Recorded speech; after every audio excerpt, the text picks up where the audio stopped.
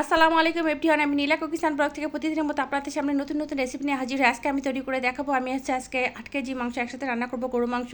এই মাংসটা আমি বেশি রান্না করে কীভাবে বক্সে করে রেখে দিই সেটা আপনাদেরকে দেখাবো। আসলে দেখা যায় কি এক সময় অনেক মাংস রান্না করলে এটা কিন্তু টেস্টটা কিন্তু অনেক ভালো আসে, যেটা আপনি যখন 1 কেজি বা 1.5 কেজি 2 কেজি রান্না করবেন তখন কিন্তু এই স্বাদটা পাবেন না।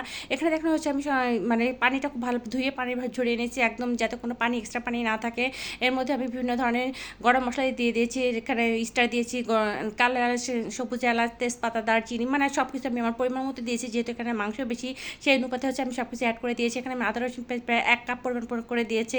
আর এখানে দেখেন ধনে করা, মরিচে করা সব কিছু আমি হচ্ছে 1 কাপের মধ্যে দিয়েছি, যেহেতু এখানে 8 কেজি গোশ 1 কাপ আমার কাছে মনে হচ্ছে পারফেক্ট। আগে ঝালটা আপনারা হচ্ছে বাড়ি বা কমিয়ে দিতে পারেন। এখানে আমি শুকনো মরিচ আস্ত এবং গুঁড়া দুইটাই ব্যবহার করেছি। আর এখানে আমি দিয়ে দিয়েছি হচ্ছে কাঁচা জিরা দিলেও কিন্তু খুব ভালো লাগে। এখানে আমি আস্ত রসুন অ্যাড করেছি, প্রায় 1 কেজি পরিমাণ হচ্ছে আমি পেঁয়াজ অ্যাড করে দিয়েছি। এখানে পেঁয়াজটা আপনারা বাড়িয়ে বা কমিয়ে দিতে পারেন। সব কিছু দিয়ে হচ্ছে আমি এখন লবণ অ্যাড করে দেবো স্বাদ মতো, এবং এখানে আমি তেল দিয়ে দিয়েছি। এখানে যেহেতু মাংসতে হচ্ছে তেল আছে, এখানে হচ্ছে তেলটা আমি প্রায় হচ্ছে আপনার হাফ লিটারে একটু বেশি দিয়েছি। আপনারা এটাও বাড়িয়ে বা কমিয়ে বা আপনাদের পছন্দ মতো দিতে পারেন, যেহেতু মাংস থেকে হচ্ছে তেল ছেড়ে দিবে। এখানে এখন আমি খুব ভালোভাবে হচ্ছে মেখে নিয়েছি, যেহেতু অনেক মাংস আমার মাখাতে খুব কষ্ট হচ্ছে। আমি 2টা হাতেই ব্যবহার করেছি মাখানোর জন্য। এটা আসলে কি দেখবেন, আপনি যখন এটাকে মাখাবেন তখন একটা অসাধারণ একটা স্মেল বের হবে, যেটা আসলে বলে বোঝানো যাবে না কত সুন্দর একটা স্মেল বের হয়।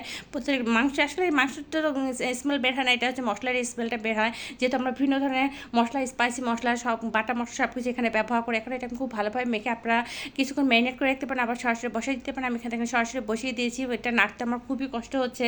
আমার কাছে মনে হচ্ছে আমার পাতিলটা যথেষ্ট পরিমাণ বড়, তারপর মনে হচ্ছে যে পাতিলটা আরেকটু বড় হলে ভালো হতো। এইটা আমি হচ্ছে একদম হাই হিটে রান্না করবো। এখানে আমি হচ্ছে আগুনের জালটা একদম কমাবো না, একদম সমান্তরালভাবে রাখবো, যাতে হচ্ছে এক্সট্রা পানি উঠে না আসে। আর আমি এখানে কোনো এক্সট্রা পানিও অ্যাড করবো না, যে পানিটা উঠবে সেই পানিটা দিয়ে হচ্ছে আমি এটাকে সম্পূর্ণ সিদ্ধ এবং কষা করে রান্না করে ফেলবো। এই যে দেখুন হচ্ছে আমি এখন হচ্ছে জাল উঠে গেছে, এখন পানিও ছেড়ে দিয়েছি। দেখেন আমি যথেষ্ট পরিমাণে কিন্তু পানি এটাকে নিংড়ে নিয়েছি, তারপরে কিন্তু অনেক পানি ছেড়ে দিয়েছে, এবং হচ্ছে এই পানি দিয়ে হচ্ছে আমি হচ্ছে একদম সিদ্ধ করে নেবো। এখানে কোনো এক্সট্রা পানি যাবে না।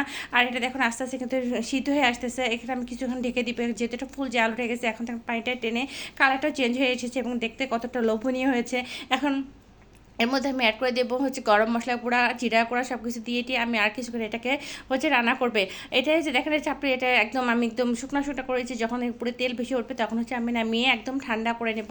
আর এই অবস্থায় কিন্তু গরম গরম ভাত, খিচুড়ি, যেটার সাথে আপনি খাবেন, রুটি বা যার সাথে যেভাবে খাবে সেভাবে কিন্তু খুবই মজা লাগবে। এখানে যেহেতু বেশ অনেকটা মাংস রান্না করেছি, আমি হচ্ছে দেখেন এটা ঠান্ডা করে বক্সে করে এটা আপনারা হচ্ছে নর্মাল ফ্রিজে বেশ অনেক দিন ধরে রেখে খেতে পারবেন, অথবা ডিপ ফ্রিজে সংরক্ষণ করে রাখতে পারেন। আমার রেসিপি যদি আপনাদের ভালো লেগে থাকে অবশ্যই লাইক করবেন, শেয়ার করবেন, আমার পেজটিকে ফলো দিয়ে রাখবেন, আর আমার ইউটিউব চ্যানেলটিকে সাবস্ক্রাইব করে রাখবেন। সবাই ভালো থাকবেন। এই পর্যন্ত আল্লাহ হাফেজ।